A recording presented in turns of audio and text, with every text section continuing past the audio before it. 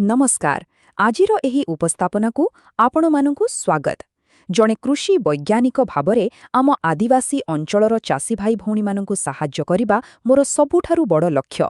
आजि आमे एकाठी मिसी देखिबा किपरि विज्ञान आउ आमर पारंपरिक ज्ञान कौशलकु एकाठी करी आमे हळदी चासरे एक बड़ परिवर्तन आनी पारिबा। प्रस्तुत तो आसंतु आरंभ करिबा। देखंतु गोटिए कथा आमे समस्ते मानिबा जे हळदी केवल एक फसल नुहे, एहा आम कंध एवं लांजिया कंद संप्रदाय पई एक जीवन रेखा। पुराना पद्धति रे चाष करी अमल बहुत कम होउछि, ठीक कि नहीं? तेणु आमर अर्थनैतिक विकास पई एबे एक उन्नत आउ प्राकृतिक चाष प्रणाली आपणेबा संपूर्ण जरूरी गोई पड़िछि। आजिर एही आलोचनारे आमे मुख्यतः 5टी कथा उपरे ध्यान दबा। माटी प्रस्तुति ओ बिहन बछा, रोपण सह मौसुमी जत्न, प्राकृतिक पोषण केमेति दबा, तापरे संसाधन ओ संरक्षण, एवं शेषरे सबुठु जरूरी कथा बजार ओ लाभ। तेबे आसंतु प्रथम विषयरु आरंभ करिबा। माटी प्रस्तुति एवं बिहन चयन, अर्थात आम चासर भित्तिप्रस्तर स्थापन। पहाड़िया अंचल चाष करबा टिके कष्टकर हेले असंभव आदौ नुहे। माटी को आमकु प्राय 20 रु 25 सेंटीमीटर गभीर पर्यंत 3 रु 4 थर भल भाबरे हल करिबाकु पड़िबो। आउ गोटे जरूरी कथा, आमर एही लाल माटी रे बहुत अम्ल बा एसिडिटी अछि। सेथि पई एकर पिछा 200 रु 300 किलोग्राम चून किंबा कागज कलर स्लज पकाइबा एकदम निहाती आवश्यक, कारण एहा माटी रे थिबा पोषक तत्वकु खोली दिए। ता छड़ा पहाड़ ढालुरे माटी धोईजिबा रोकिबा पाई आमको कंटूर धाड़ी रे 1 मीटर चौड़ा आउ 15 रु 30 सेंटीमीटर उच्चा बेड बा शज्या तैयारी करिबाकु हेबो, जहा मझिरे पानी जिबा पाई 50 सेंटीमीटर नाड़ रहिबो। एही सरल काम गुड़िक आम फसलर मूलदुआ मजबूत करिबो। एबे बिहन कथा चिंता करंतु।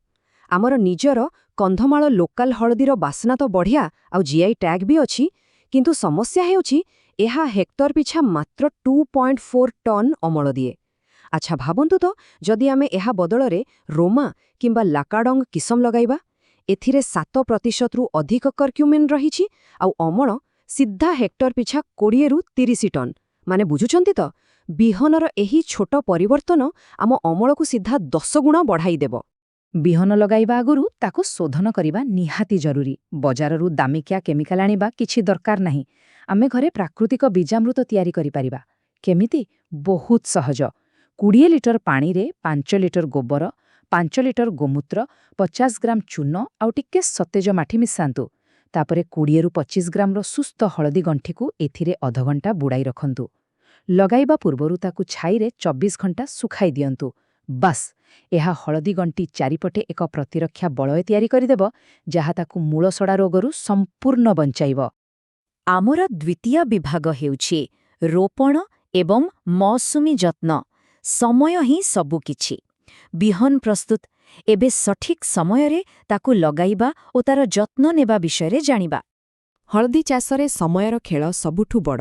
हळदी लगाइबार सठिक समय हेउछि मे मासर प्राक मौसुमी वर्षा बेले। एथिरे आद विलंब करिबेनी। जदि डेरी करिबे तेबे सीता आसिबा पूर्वरु गच्छ बढ़िबाकु समय पाइब नाही आउ माटी तळे हळदी गंठी गुड़िक छोट छोट रहिजिब। तापरे जून आउ जुलाई मासरे प्रथम घास बछा ओ आच्छादन करिबा एवं अगस्टरे माटी टेकिबा काम सारी देबे। ताहाले जाई जनवरी रो मार्च भितरे आपणक फसल अमल पई संपूर्ण प्रस्तुत होइजिब।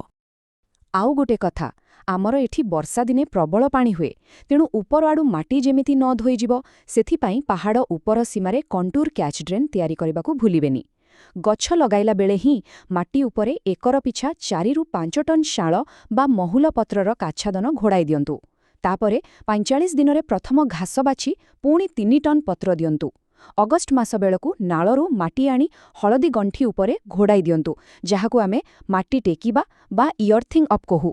90 दिनरे शेष आच्छादन देबे। एमिति कले माटीरे बतर रहिबो, घास उठिबनी आउ अमल बहुत भल हेबो। आसंतो तृतीय भागकु जिबा, प्राकृतिक पोषण। मने रखंतु, आमे गच्छकु नुहे माटीकु खाद्य देबा। रासायनिक सार कथा एबे संपूर्ण भूली जांतु। माटीकु उर्वर करिबा पाई घनजीवामृत हेउछि आमर एक जादुकरी अस्त्र। एहा एक सुखिला देशी जैविक खत। हळदी लगाइबा समयरे गोबर खत सहित एकर पिछा 400 किलोग्राम हिसाबरे एही घनजीवामृतकु मूल स्तररे दियंतु। देखिबे ରାସାୟନିକ ସାର ପଛରେ ଟଙ୍କା ଖର୍ଚ୍ଚ ନ କରି ମଧ୍ୟ ମାଟି କେମିତି ଦୀର୍ଘକାଳୀନ ଭାବେ ଉର୍ବର ରହିବ ଏବଂ ଆମ ଋଣ ବୋଝ ବି କମିଯିବ। ପୋଷଣ ପାଇଁ ଆମର ଏକ ସିମ୍ପଲ୍ ରୁଟିନ୍ ଅଛି। ଦେଖନ୍ତୁ, ମୂଳରୁ ତ ଆମେ ଘନ ଜୀବାମୃତ ଦେଇଦେଲେ। ତାପରେ 45 ଦିନରେ ପ୍ରଥମ ଘାସ ବାଛିଲା ବେଳେ ଏକର ପିଛା 100 କିଲୋ ନିମ୍ମ ପିଡ଼ିଆ ଦେବେ। ଏହା ପୋକମାଛିରୁ ବଞ୍ଚାଇବା ସହ ଗଛକୁ ଧୀରେ ଧୀରେ ଯବକ୍ଷାରଜାନ ଯୋଗାଇବ। ଆଉ ସବୁଠୁ ମଜାଦାର କଥା ହେଲା, ପ୍ରତି 14ରୁ 21 ଦିନରେ ଏକର ପିଛା 200 ଲିଟର ତରଳ ଜୀବାମୃତ ମାଟିରେ ଢାଳିବେ। ଏହା ଗଛ ପାଇଁ ଏକ ଦୃଢ଼ ବୁଷ୍ଟର ଭଳି କାମ କରିବ। ଆପଣଙ୍କୁ ବଡ଼ ଆଉ ସୁସ୍ଥ ହଳଦୀ ଗଣ୍ଠି ମିଳିବା ଏକଦମ ନିଶ୍ଚିତ। ଚତୁର୍ଥ ବିଭାଗ ସଂସାଧନ, ପଲିସ୍ ଏବଂ ସଂରକ୍ଷଣ ଅର୍ଥାତ୍ ଫସଲର ମୂଲ୍ୟ ବଢ଼ାଇବା। 7ରୁ 9 ମାସ ପରେ ଯେତେବେଳେ ହଳଦୀ ପତ୍ର ଶୁଖି ତଳେ ପଡ଼ିଯିବ, ଜାଣିବେ ଅମଳର ସମୟ ଆସିଗଲା। ଏଇଠି ଗୋଟେ ବଡ଼ ଭୁଲ ହୁଏ। ଅନେକେ କଞ୍ଚା ହଳଦୀ ବିକି ଦିଅନ୍ତି। ଆଦୌ ସେମିତି କରିବେନି। ପ୍ରଥମେ ସତେଜ ହଳଦୀକୁ ଏକ ଲୁହା କଢ଼େଇରେ 45ରୁ 60 ମିନିଟ୍ ସିଝାନ୍ତୁ, ଯେମିତି ସେଥିରୁ ଧଳା ବାମ୍ଫ ବାହାରିବ ଆଉ ତାହା ନରମ ହୋଇଯିବ। ତାପରେ ତାକୁ ପଲିଥିନ୍ ବା ତାର୍ପୋଲିନ୍ ଉପରେ 10ରୁ 15 ଦିନ ଖରାରେ ଶୁଖାନ୍ତୁ। କେମିତି ଜାଣିବେ ଶୁଖିଗଲାଣି? ହାତରେ ବାଡ଼େଇଲେ ଟିଂ ଟିଂ କରି ଏକ ଧାତବ ଶବ୍ଦ ବା ମେଟାଲିକ୍ କ୍ଲିଙ୍କ୍ ଆସିବ। ଶେଷରେ ତାକୁ ଏକ ଜାଲି ଡ୍ରମ୍ ଭିତରେ ବା ଅଖାବସ୍ତାରେ ଘଷି ପଲିସ୍ କରନ୍ତୁ। ଦେଖିବେ କେମିତି ଝକଝକ ହଳଦିଆ ରଙ୍ଗ ବାହାରିବ, ଯାହା ବଜାରରେ ବହୁତ ଦାମ ପାଇବ। ଏତେ କଷ୍ଟ କଲା ପରେ ତାକୁ ଠିକ୍ରେ ରଖିବା ବି ଜରୁରୀ, ନହେଲେ ସବୁ ପରିଶ୍ରମ ପାଣିରେ ପଡ଼ିଯିବ। ଶୁଖିଲା ହଳଦୀକୁ 2 ସ୍ତର ଥିବା ଅଖାବସ୍ତାରେ ହିଁ ରଖନ୍ତୁ। ଆଉ ହଁ, ବସ୍ତାକୁ ସିଧା ତଳେ ମାଟିରେ ନ ରଖି କାଠପଟା ବା ପ୍ୟାଲେଟ୍ ଉପରେ ଏକ ଥଣ୍ଡା ଆଉ ଶୁଖିଲା ଜାଗାରେ ସଜାଇ ରଖିବେ। ମୂଷାମାନେ ଯେମିତି ପଶି ନ ପାରିବେ, ସେଥିପାଇଁ ସବୁ କଣା ବନ୍ଦ କରନ୍ତୁ। ଆଉ ଘରେ ଯେମିତି ସନ୍ତସନ୍ତିଆ ନ ରହେ, ସେଥିପ୍ରତି ଧ୍ୟାନ ଦିଅନ୍ତୁ, ଯାହାଦ୍ୱାରା ଫିମ୍ପି ଲାଗିବ ନାହିଁ। ଆସନ୍ତୁ ପଞ୍ଚମ ଓ ସବୁଠୁ ଗୁରୁତ୍ୱପୂର୍ଣ୍ଣ ବିଭାଗକୁ ଯିବା, ସମବାୟ ସମିତି ମାଧ୍ୟମରେ ସର୍ବାଧିକ ଲାଭ ପ୍ରାପ୍ତି। ଏବେ କଥା ହେବା ପଇସାପତ୍ର ବିଷୟରେ, ଆଉ ଦେଖିବା ଦଲାଲମାନଙ୍କୁ କେମିତି ହଟାଇବା। ଏହି ତାଲିକାଟିକୁ ଟିକେ ଭଲ କରି ଦେଖନ୍ତୁ। ଆପଣମାନେ ଯଦି ଦଲାଲକୁ କଞ୍ଚା ହଳଦୀ ବିକି ଦେଉଛନ୍ତି, ତେବେ କିଲୋ ପିଛା ମିଳୁଛି ମାତ୍ର 20ରୁ 25 ଟଙ୍କା। ଏଥିରେ ଖାଲି ଆପଣଙ୍କ ଖର୍ଚ୍ଚ ହିଁ ଉଠୁଛି, ଲାଭ କିଛି ନାହିଁ। କିନ୍ତୁ ଭାବନ୍ତୁ ତ, ଯଦି ଆପଣ ତାକୁ ନିଜେ ସିଝାଇ, ଶୁଖାଇ, ପଲିସ୍ କରି ବିକିବେ, କିଲୋ ପିଛା ଦାମ ସିଧା 95ରୁ 130 ଟଙ୍କା ପର୍ଯ୍ୟନ୍ତ ଡେଇଁଯିବ। ଏହାକୁ ହିଁ ପ୍ରକୃତ ଲାଭଦାୟକ ବ୍ୟବସାୟ କୁହାଯାଏ। ଅମଳ ହେଲା ମାତ୍ରେ ତରବର ହୋଇ ଶସ୍ତାରେ ମାଲ ବିକିବାର କୌଣସି ଆବଶ୍ୟକତା ନାହିଁ। ଏଥିପାଇଁ ଆମକୁ ଏକାଠି ହେବାକୁ ପଡ଼ିବ।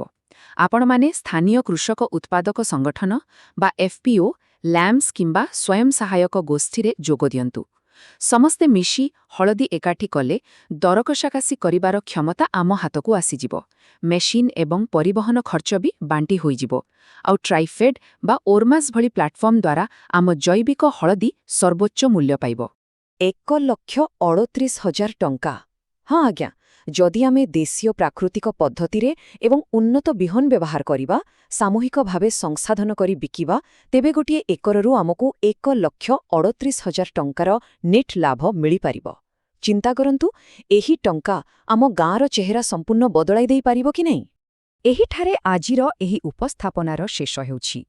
କିନ୍ତୁ ଯିବା ଆଗରୁ ଗୋଟିଏ ପ୍ରଶ୍ନ ଛାଡ଼ିଯାଉଛି।